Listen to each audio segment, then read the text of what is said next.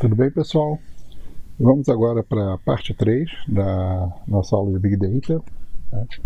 E agora nós vamos falar sobre os tipos de dados que a gente encontra dentro daquele conjunto, né, de dados que podem ser utilizados, né, pelo Big Data no seu processo.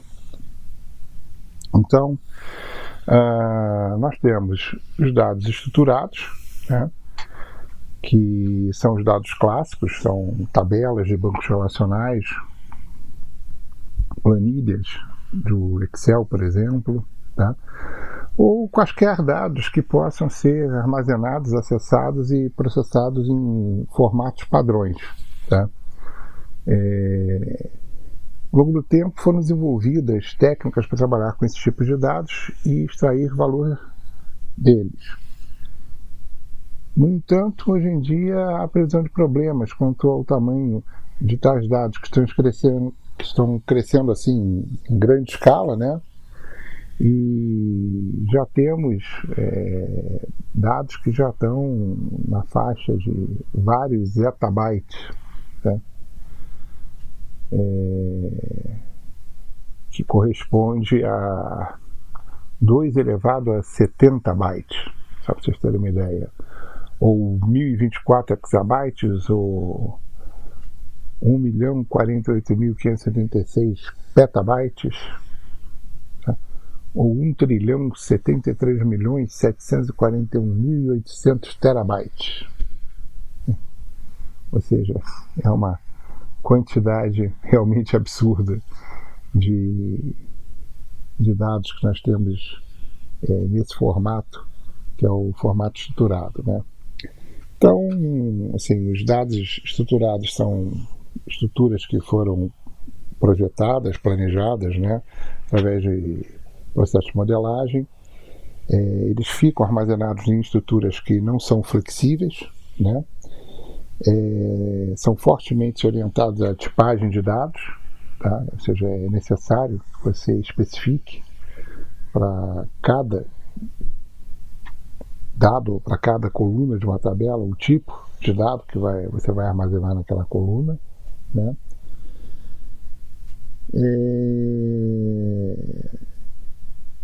Sim, basicamente é isso, né? São os famosos bancos de dados, planilhas de Excel, arquivos CSV ou TXT com definições de tamanho e tipo, né, bem estruturadas, bem definidas, né?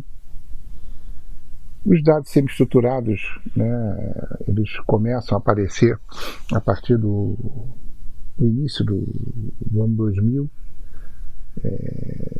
Na verdade, o XML já vem um pouco antes disso, né, mas o JSON, se não me engano, é a partir de 2000. Tá? E esses dados XML, JSON, por exemplo, as linguagens de RDF, AWL, né, eles foram criados justamente para que você pudesse ter uma flexibilidade que os dados estruturados não proporcionavam, tá?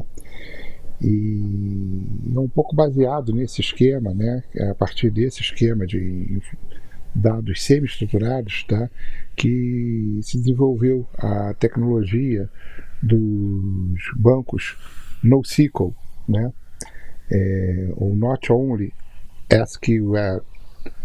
Os dados semi-estruturados, né, eles têm uma representação estrutural que ela é heterogênea, né, ou seja, não existe uma homogeneidade dentro da estrutura. O que isso quer dizer? Isso quer dizer que para um determinado, equivalente ao que a gente chamaria de um registro, né, num banco de dados tradicional relacional, tá? No banco de dados relacional tradicional, você tem o tamanho do registro, né, e a sua composição, ou seja, os elementos que compõem aqueles registros, eles são fixos, né? Ou seja, você tem 10 colunas do banco de dados, numa tabela do banco de dados você tem aquelas 10 colunas e, eventualmente, a flexibilidade que você pode dar é permitir que uma daquelas colunas esteja não preenchida, né? mas as 10 colunas sempre vão existir para qualquer linha da tua tabela, né? No caso de dados semi-estruturados, tá? As informações, né, ou os atributos, né, ou estruturas que você pode ter dentro de um registro, tá, elas podem variar. Então, para um determinado registro, você pode ter um determinado conjunto de atributos, para outro registro você tem outro conjunto de atributos, né? Para um terceiro registro, tá, você tem apenas uma parcela de atributos. Então, isso dá uma certa flexibilidade, né? Mas essa liberdade também pode causar algum tipo de transtorno, tá? Então você tem que ter certo critério, né, na utilização. Usar da flexibilidade, né, que os dados semi-estruturados te proporcionam não significa que você tenha que abusar disso também, né?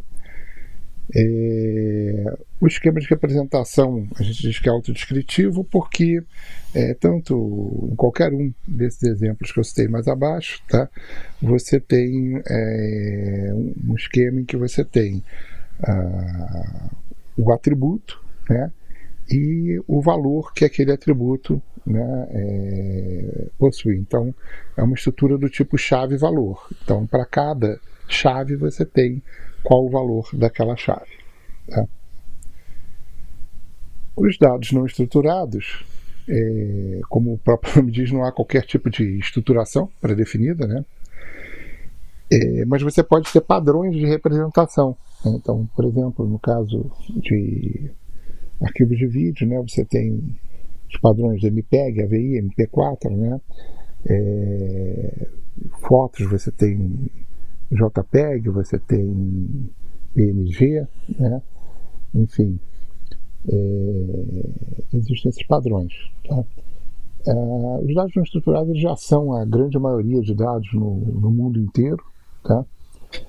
E são exatamente aqueles dados, né, que, como a gente falou, né, vão estar disponíveis em arquivos de PDFs, em arquivos de vídeo, arquivos de imagem, áudios também, né, páginas web de uma forma geral, tweets, né, posts diversos das redes sociais.